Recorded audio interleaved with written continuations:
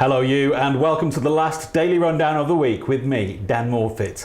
Thank you for watching Channel 7. The Daily Rundown is the show where we look at all of the day's big stories and some littler ones too. Tonight we'll be discussing NHS discharges, the Labour NEC discharge, and the Germans back on the streets of the nation. But first, let's welcome tonight's guest who will supply the Daily Rundown with insight and opinion. He draws funny and fights nuns for money. It's comedian Mike Milling. Hi. Hello, Hi. How are you? I'm alright. Good to see you, sir. You are here. I am, yeah. And ready. Yes. And he's looking particularly resplendent in a Space Invaders tie. Playwright, comedian and resident Pokemon Go expert, it's Cal Doughty. Hi, I'm wearing the stuff I wore to work today because I've got a job now. Shows how much he cares about coming into your living room tonight on the TV. I've just got to wear whatever I like.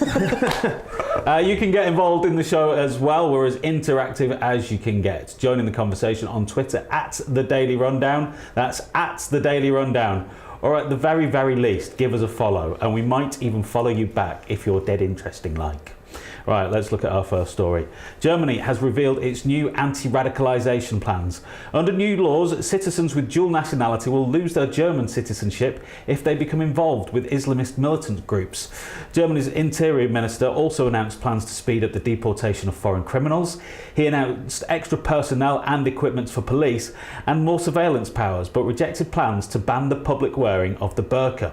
It could also see the return to the streets of Germany, armed forces in the threat of an attack, scenes not seen since 1945.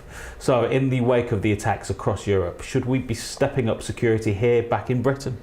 In general, I would say, yeah. Just in like general security, I mean, there's a problem right now with like a anti-Islam stance of certainly a lot of like the right-wing side of like politics and even the right-wing side of people. And I think it's a tricky line to follow because in one area you do want to increase security to make sure people are safe, but you don't want to do so in a way which says to these people, you're right to be fearful of others who haven't actually done anything wrong. It's a difficult line to tread, I think, but more security right now in a time of such destabilisation is certainly a good thing. Mike, what do you think about this? What are they saying here? Is it this? It's like a dual passport that. Yeah. So I get totally confused. Well, with all news. They've accepted a lot of refugees over the last 5 years, and a lot have taken dual nationality. So they're still keeping their Syrian nationality, but also having German nationality as well. And so this would not allow that. This would not allow that if those individuals became involved in Islamist extremism. Right. Well, as you say, I mean, yeah, any sort of security, particularly now within everything that's happened in Europe, particularly that it should be a good thing that security is stepped up, and that's what we should do. But I don't know how the whole. Don't we have a problem though? Because here in the UK we don't have armed police. We don't. Well, we have like our versions of like SWAT teams and things. So we're not actually police walking around with guns and stuff. Although I think they were talking about maybe trying to bring something like that in, or certainly bringing some sort of higher level security forces to the streets of the UK at some point.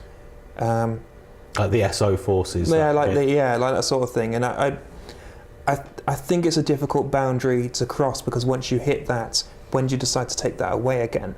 When do you decide, it's safe enough now?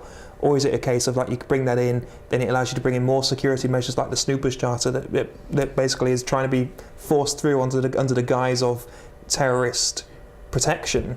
Well, you've highlighted that problem. If you escalate and if you advance a certain level of protection on the streets, how do you repeal that? How do you take it away? While still making people feel safe. Yeah, when is it ever safe enough?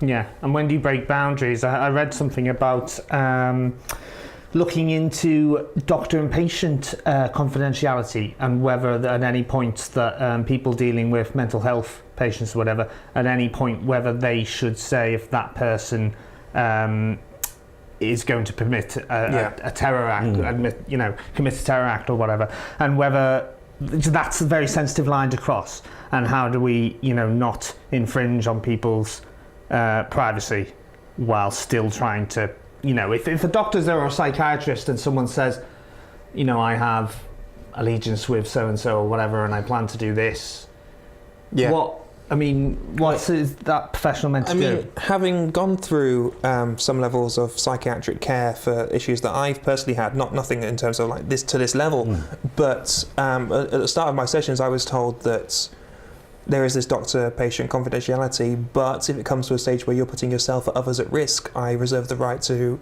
do something about that. So I suppose there is that level of disclaimer there. I think there is that openness available to them. But then I suppose it's at what level is it that, once again, that's okay? Or when do you decide to do that? And could it put people at risk, these people who are mentally ill? It has been shown that some of the individuals involved in some of the attacks on mainland Europe, in Brussels, in France, in Germany, have actually been under surveillance before by the state, and also had some level of problems either in the health service.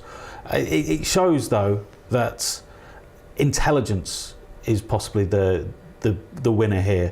They've increased their spending on intelligence massively, and investment in the local police, where here in the UK we're seeing a lack of investment in the police. And should we just be backing our boys in blue a little bit better? Again, it's tricky though, because what we're seeing our government do at the moment is with the whole Snoopers charter thing is rather than necessarily backing up the police or anything, they're wanting to get an Orwellian style watchful eye over all of us, so they can see all of our emails, our messages. No matter what you've done, they can see all of that, and you might take the attitude of, if you've got nothing to hide, then you've got nothing to fear, but you're still losing your privacy because of that. And I think that's the method that our government are going to take with this, and I don't think that's the right one. I can see why they would want to, but I think, like we were saying before, once you bring that in, there's no way that's going away. Like, once you can have a watchful eye on everything everyone's doing, they're not going to ever get rid of that. And definitions of terrorism changes. Yeah, exactly. At the moment, it's the Islamist threats. 35 years ago, it was the IRA threats. These the bogeymen change in society. It doesn't matter what religious group you're from, what colour you're from. If they had these powers, anybody could be their next enemy. Absolutely. Yeah, and I think that's a tricky place to be. Going back to the points I had with Germany, the idea of what essentially, other than like bringing more arms onto police, the idea of taking away your nationality for Germany, if you're one, a refugee or dual nationality, and then also two, you have joined ISIS or some sort of terrorist group because of that.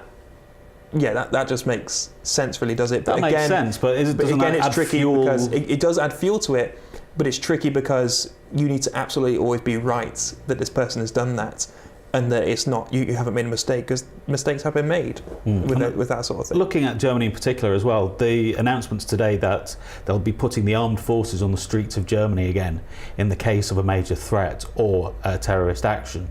They've not seen troops on the streets since 1945. It's a very contentious issue with the nation. A lot of German nationals do not want to see armed forces on the streets. It's a precursor to darker days. What do you think can about totally see that. You can totally see that because it's Germany. And of course, so any kind of imagery to do with armed soldiers or whatever, it's going to, as you say, it's a sensitive area, it's a sensitive subject. Maybe it's a change too far for the nation to go through, even now. I'm sure it is. I mean, that whole thing, when you see armed forces, and we don't have it. So I remember when I was younger, and my parents are both from Belfast, and I used to go over, and when I was a little kid, before the proper truce and everything, and I used to go over, and there was, well, even after everything had kind of calmed down, there was soldiers, and I'd never seen that, just people walking around with machine guns or with guns, and I think just the image of that unsettles me anyway. But if there's more security and that makes everyone safer, then so be it. But it's just really difficult to decide how much is enough and what it is that you need to do. Like, us and Germany are taking two completely different stances of how we're going to be handling that, and I don't think either of them are necessarily the correct one. But I also don't know what I would suggest otherwise. Like, how do you have more security otherwise when there is these random attacks that they're not able to predict? Not to be churlish, though, our approach seems to be working. We're thwarting attacks through intelligence. The German approach today is to go all out, all public, and increase funding. it's working compared to, say, the Belgian model and the French model, where we have Catholic priests getting murdered in their churches by individuals who were under surveillance by the state and had a curfew time, and the only time they were allowed out was the morning when they perpetrated the attack. There seems to be severe failings in France and Belgium as opposed to maybe the rest of Europe at the moment. And maybe it's just because that's where the focus is at the moment. We don't know because we're not ISIS. I presume we're not. I mean, I'm not, but I mean we're not. So I presume that it's tricky because you wouldn't necessarily know if we're the full target. Like if they up the scale over here. I think we're still on severe. Yeah, we are still on severe. We're on a level of not if but when. As the head of the Metropolitan Police has said, which is a worrying statistic. But at the same time, should we let it bother us at all? It's terrorism. The whole point of terrorism is to create terror, to create fear, to change your life beyond recognised norms.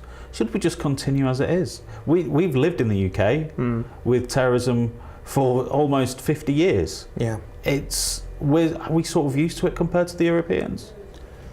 I guess we sort of, and I guess, and with more and more news stories that come out, I think we do get desensitized to it slightly as well.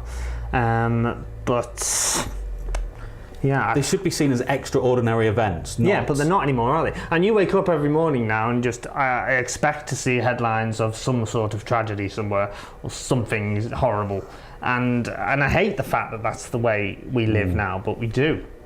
Well, it's going to be interesting to see how other nations approach this after the Germans very publicly stated today what they're going to do. Right, time for a quick break now, but the three of us will be back in just a couple of minutes to talk about the Labour's NEC overlords and Greater Manchester Police's gross misconduct. See you in 3 minutes, back here on the Daily Rundown.